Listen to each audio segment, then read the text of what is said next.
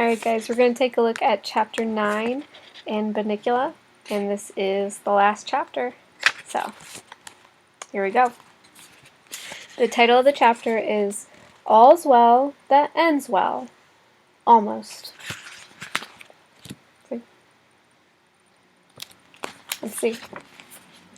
Looking back on that night, I remember thinking that this whole mess could never be resolved happily.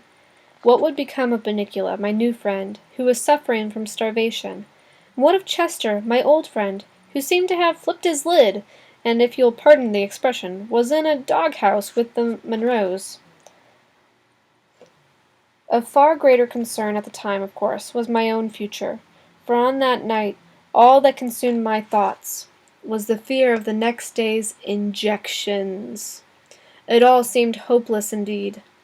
But looking back on the next day, I can tell you that happy endings are possible, even if situations as fraught with complications as this one was. Early the next morning, we all piled into the car. Some of us were with greater reluctance than others, and trundled off to the vet.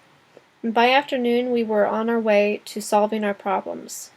The vet worked everything out very nicely. He discovered that Bunnicula was suffering from extreme hunger. I could have told him that. Rather than jar his fragile stomach with solid foods, the doctor decided he should be put on a liquid diet until he got better. So Bunnicula was immediately given some carrot juice, which he drank eagerly. After he finished, he looked over at me with a great grin on his face and winked. Chester was diagnosed as being emotionally overwrought. It was suggested that he start sessions with a cat psychiatrist to work out what the doctor called a case of sibling rivalry with Bunnicula. I asked Chester later what a sibling was, but he wasn't speaking to me, so I looked it up. It's like a brother or sister, and sibling rivalry means you are competing with your brother or sister for attention.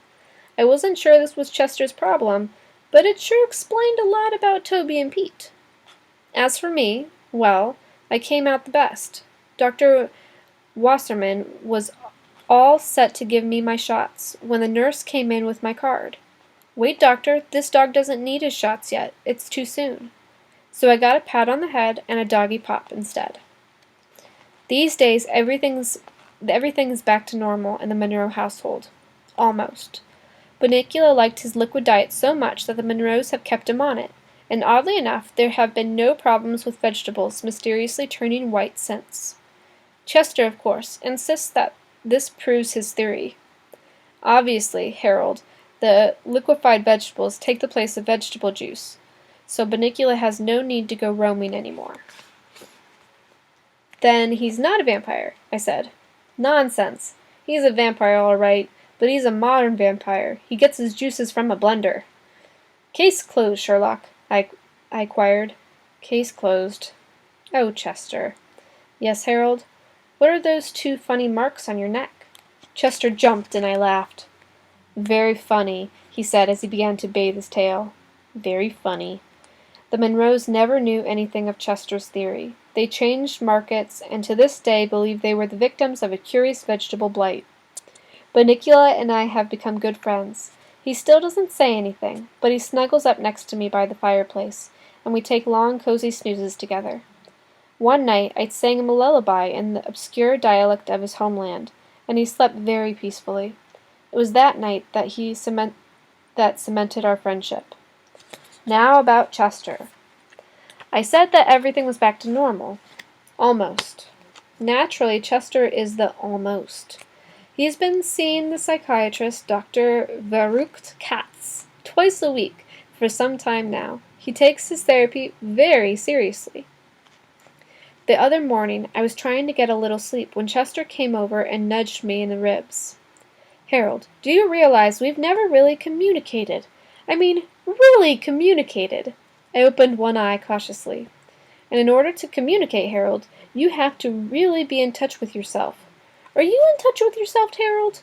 Can you look yourself in the mirror and say, 'I know who I am.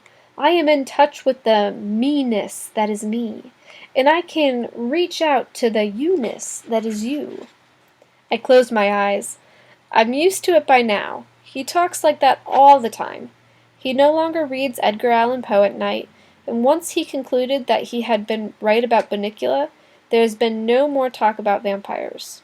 The Mark of the Vampire sits, its usefulness obsolete, on its shelf. Right now, he's been reading Finding Yourself by screaming a lot.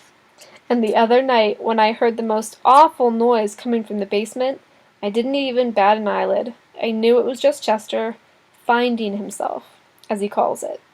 He explains to me that he's getting in touch with his kittenhood, and I've told him that's fine, just to let me know when he's going to do it, so I can be elsewhere. I've had enough trouble with Chester's adventures.